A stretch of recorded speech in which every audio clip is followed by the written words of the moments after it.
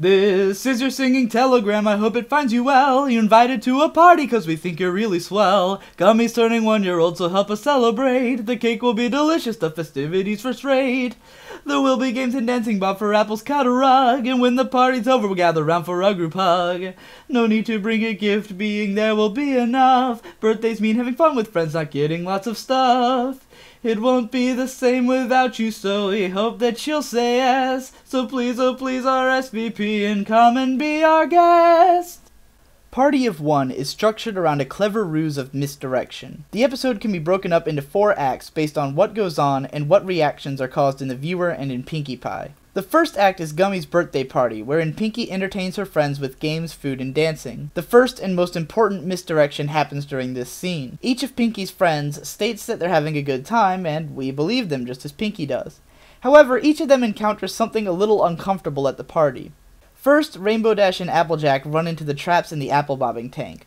They don't seem upset by it, but maybe a little jarred. Next, there's Rarity, who's enjoying the punch until she realizes that Gummy's been swimming in it. Rarity seems the most uncomfortable with this development, spitting out her drink, politely taking another sip, and then spitting that one out too. Finally, there's Twilight and Fluttershy, who are enjoying themselves, but are dizzied by the way that Pinkie knocks them into the walls with her dancing.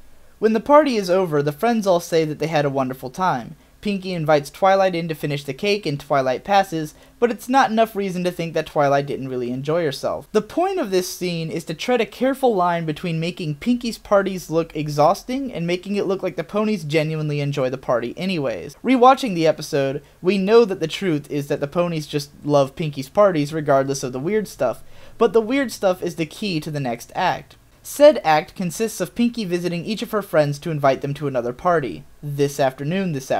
Each friend blatantly blows Pinkie off with increasingly random and desperate excuses. During this act, the viewer begins to suspect that something's not right here. Our first instinct is to believe that because Pinkie's parties are demonstrably exhausting, the ponies are trying to get out of having one 2 nights in a row. It's fun to rewatch this act and see the looks of confusion on each pony's face when they realize that Pinkie has no idea it's her birthday. We realize, even before Pinkie does, that her friends are avoiding her party, so we become suspicious of them even before she does. It's because of this that we totally understand Pinkie's feelings and how she will eventually go off the deep end. Even though we empathize with what we see as desperation on the part of Pinkie's friends, we empathize even more with Pinkie because we hate to be lied to and abandoned by our friends as well. This dual empathy is what guides us through the third act, in which it quickly becomes apparent that there's more going on than what meets the eye. We easily recognize that the friends are planning something, and we suspect that there's no malicious intent on their part.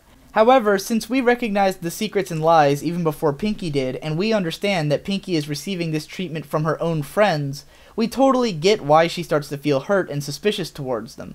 Some of the episode's key moments depend on the honest personalities of Rainbow Dash and Applejack. Fluttershy, Rarity, and Twilight seem to relish in this whole spy scenario that they're acting out, being extra careful and keeping Pinkie in hiding. We suspect that if Pinkie confronted any of them, they would have brushed her off a lot more easily. However, the first pony Pinkie comes into contact with is Rainbow Dash, who immediately goes into a full-on panic. Unable to formulate a good lie, but also not wanting to spoil the surprise, she just takes off, leading to a clever reuse of the gag that Pinkie Pie is faster than Rainbow Dash, in the same way that it was used in Griffin the Brush-Off. This gag has symbolic importance because the last time it happened was when Rainbow Dash genuinely didn't like Pinkie Pie and was actively avoiding her.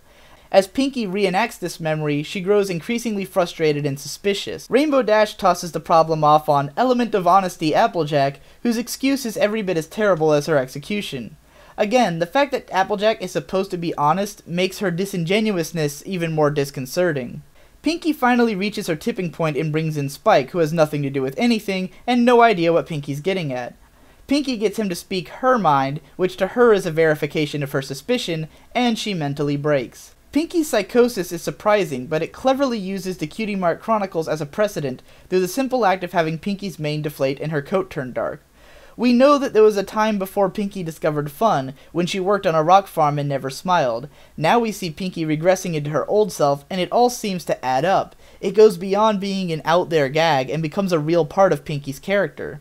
For me, this is the first part in building Pinkie as the most interesting character in the show, which is followed up by A Friend Indeed in Season 2. I will have a lot to say about that episode when I get to it, but we'll save that for another time. At the end of the episode, the twisting misdirection pays off. Our Act 3 suspicion that Pinky's friends had no malicious intent proves true. If Act 3 made us suspect that the excuses made in Act 2 were more than just excuses, Act 4 makes us realize that in Act 1 the ponies were being genuine about loving Pinky's parties, in spite of whatever discomfort they may have felt. Outside of this core narrative, the episode is loaded with fun stuff. Andrea Libman turns in one of the most diverse and amazing vocal performances in the show, covering a large range of emotions from joy to rage to utter sadness, which is a place that Pinky isn't used to going, and she makes every line memorable. Not to mention creating a bunch of funny voices that Pinky talks to herself through. This episode is chock full of funny little sight gags and details, from Rarity absorbing a cake into her tail, to Pinky looking all rejected while wearing this ridiculous disguise, to her amazing face-off with Applejack that pushes the expressiveness of the ponies' faces into a fun new direction. But of course, the most legendary scene in this episode, and the one which made it one of the most popular episodes of MLP, is Pinkie Pie totally losing her shit.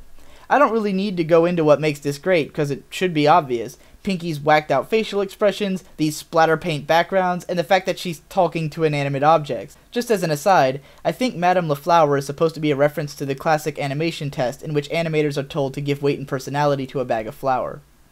Anyways, that about does it for this episode. While you're waiting for my next analysis, why don't you go check out this new portfolio site I just made called Modal Soul Productions. It's got links to all of the videos and writing that I've done over the past couple years, be they analytical, original, pony, video game, comedy, fiction, non-fiction, whatever. If you like my style, check some of this stuff out and maybe you'll find more things that you like.